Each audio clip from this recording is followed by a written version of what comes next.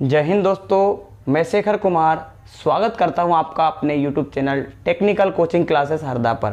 जैसा कि मैंने आपको बताया था कि डीसी मोटर कंट्रोल करने की बहुत सारी विधियां होती है, जैसे armature control method, field control method, ऐसे बहुत सारी जो मेथडें होती है वो हमारे डीसी मोटर को कंट्रोल करने के लिए होती है। लेकिन इन मेथड में सबसे बड़ी दिक्कत ये होता है कि चाहे आर्मेचर कंट्रोल मेथड हो, चाहे आपकी फील्ड कंट्रोल मेथड हो, इन सभी विधियों में कहीं ना कहीं चाहे सीरीज मोटर हो, चाहे शंट मोटर हो, चाहे कंपाउंड मोटर हो, पावर का लॉस होता है। तो इस पावर के लॉस को रोकने के लिए एक ऐसी विधि है जो सभी मोटरों के लिए कॉमन यूज की जा सकती है। ये विधि है ward Leonard method, ward Leonard system of speed control, मतलब वार्ड लियोनार्ड मेथड। इस मेथड में मुख्य रूप से 3 चीजें कंपलसरी होती है। पहले तो 3 phase induction motor, 3 phase induction motor के बाद में जनरेटर, और जनरेटर से कपल्ड रहती है हमारी वो मोटर जिसकी स्पीड हमें कंट्रोल करना हो। चूंकि आर्मेचर कंट्रोल जो मैंने इसके पहले बताया था आपको, आर्मेचर कंट्रोल मेथड और फील्ड कंट्रोल मेथड में हम किसी भी मोटर की स्पीड को 0 से अधिकतम या अधिकतम से 0 तक नहीं ला सकते हैं। परंतु इस विधि में हम मोटर की स्पीड को 0 से अधिकतम या अधिकतम से 0 तक ला सकते हैं।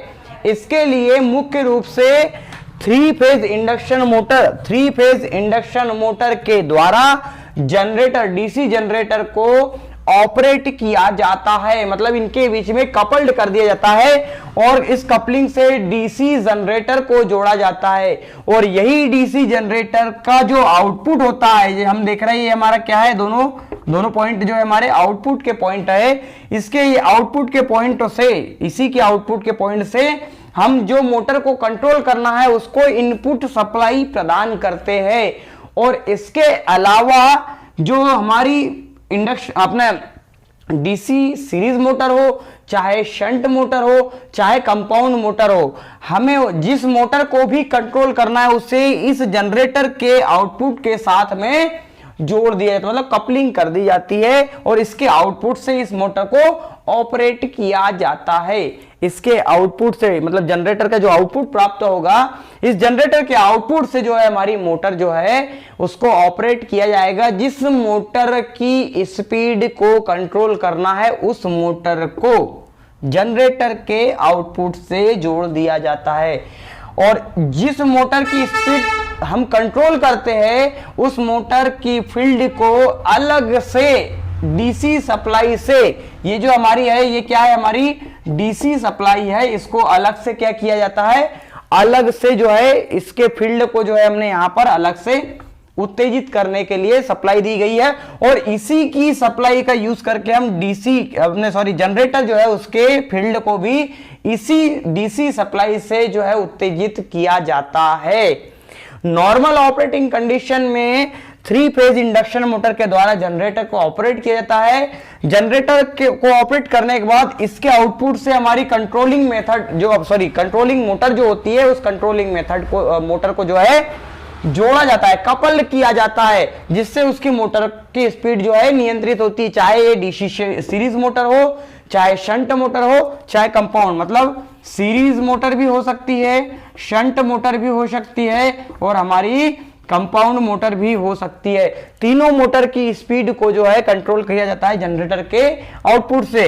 अब जनरेटर के आउटपुट से कैसे कंट्रोल किया जाता है, तो जनरेटर के साथ में एक रिवर्सिंग स्विच लगा होता है, एक रिवर्सिंग स्विच, जिसको इंटरमीडिएट स्विच या रिवर्सिंग स्विच भी कहते हैं। इससे और इसी के साथ में हम यहाँ पर एक रेगुलेटर की तरह जो है हम एक रेजिस्टेंस का यूज करते हैं, वेरिएबल रेजिस्टेंस का यूज करते हैं, ताकि इसकी फील्ड को आसानी से कंट्रोल किया जा सके। रिवर्सिंग स्विच के द्वारा मोटर को विपरीत दिशा में भी 0 की गति तक लाया जा सकता है या विपरीत दिशा में भी चलाया जा सकता है। और इसी स्विच के द्वारा जो होता है नॉर्मल ऑपरेटिंग कंडीशन में तो मोटर फॉरवर्ड कंडीशन में चलती है, लेकिन रिवर्सिंग स्विच का उपयोग करके हम मोटर को जो है विपरीत दिशा में भी घुमाया जा सकता है, मतलब विपरीत दिशा में भी हम आसानी से घुमा सकते हैं। इसलिए ये जो विधि है, ये विधि सर्वोत्तम विधि मानी जाती है। इस विधि को सर्वोत्तम और सर्वाधिक प्रचलित विधि मानी जाती है। इसमें जो 3 फेज इंडक्शन मोटर होता है, उससे जनरेटर को कपल्ड कर दिया जाता है। एक दूसरे से कैसे किया जाता है? कपल्ड किया जाता है, और ये जनरेटर को घुमाती है 3 फेज इंडक्शन मोटर। और यहां से जो प्राप्त डीसी है, इसको जो कंट्रोल करने वाली मोटर है, जिसकी स्पीड हमें कंट्रोल करनी है, उस मोटर को इसके साथ में, इसके आउटपुट के साथ जोड़ दिया जाता है। और इस मोटर के फील्ड को उत्तेजन के लिए अलग से डीसी सप्लाई दी जाती है। इसी डीसी सप्लाई का यूज जनरेटर के फील्ड को भी उत्तेजित करने के लिए किया जाता है।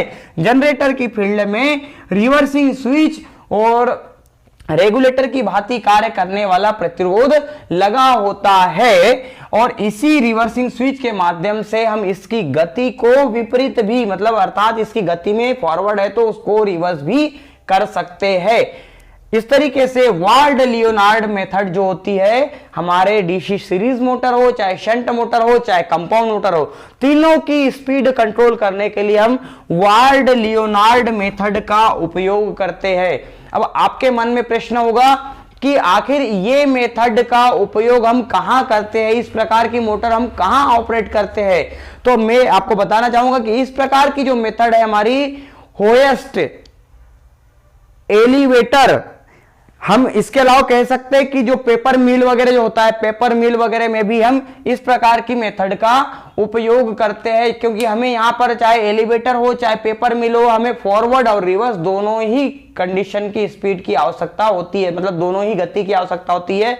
मोटर को कई बार रिवर्स में भी ले जाना पड़ता है, कई बार फॉरवर्ड कंडीशन में भी ले जाना पड़ता है। तो ऐसी कंडीशन में हम जो है आर्मेचर फील्ड मेथड हम इस प्रकार की यूज नहीं कर सकते। ये मतलब आर्मेचर कंट्रोल मेथड हो चाहे फील्ड कंट्रोल मेथड हो, हम उसका उपयोग नहीं करते, क्योंकि इसमें पावर का लॉस ज्यादा होता है और मोटर को रिवर्स लाने में भी बहुत ज्यादा कठिनाइयों का सामना करना पड़ता है। इसलिए इस मोटर के इस मेथड के द्वारा हम जो है आसानी से मोटर की स्पीड को कंट्रोल कर लेते। तो आपसे क्वेश्चन पूछा जाएगा, टेक्निकल में खासकर आपसे एक प्रश्न पूछा जाएगा कि डीसी मोटर की स्पीड कंट्रोल के लिए सबसे अच्छी विधि कौन सी है। डीसी मोटर की स्पीड कंट्रोल करने के लिए सबसे अच्छी विधि Ward Leonard system of speed control, अर्थात वार्ड लियोनार्ड मेथड जो होती है हमारी स्पीड कंट्रोल के लिए बहुत ही ज्यादा महत्वपूर्ण होती है। इस विधि का मुख्यतः उपयोग हम कह सकते हैं स्टील रोलिंग मिल के अलावा पेपर मिल के अलावा हम कह सकते हैं एलिवेटर, इन सब जगह जो है वार्ड लियोनार्ड मेथड, मतलब steel mill elevator steel mill हो गया, एलिवेटर हो गया। इसके अलावा अपना हम कह सकते हैं होएस्ट में भी हम इस प्रकार की मेथड का उपयोग करते हैं। और इसमें सबसे बड़ी चीज है कि किसी भी प्रकार से कोई इलेक्ट्रॉनिक सिस्टम का यूज नहीं किया जाता है, लेकिन इस मेथड से भी आजकल जो है नई हम कह सकते हैं कि अपडेट वर्जन जो आया है, तो इसमें जो है स्पीड कंट्रोल करने के लिए, डीसी मोटर की स्पीड कंट्रोल करने के लिए थायरिस्टर वाली मोटर का उपयोग भी किया जाने लगा, या थायरिस्टर सिस्टम का भी उपयोग किया जाने लगा है। नेक्स्ट वीडियो में मैं आपको जरूर बताऊंगा कि थायरिस्टर कंट्रोल के द्वारा भी कैसे मोटर को कंट्रोल किया जाता है। थायरिस्टर में मुख्य रूप से SCR, silicon controlled rectifier, SCR का पूरा नाम क्या होता है? Silicon control rectifier. तो इसके द्वारा भी मोटर की स्पीड को आसानी से कंट्रोल किया जाता है, क्योंकि अभी लेटेस्ट वर्जन है, ये तो ओल्ड पैटर्न है, लेकिन आजकल जो लेटेस्ट वर्जन आया है वो आपका थायरिस्टर के द्वारा मोटर की स्पीड को आसानी से कंट्रोल कर सकते हैं।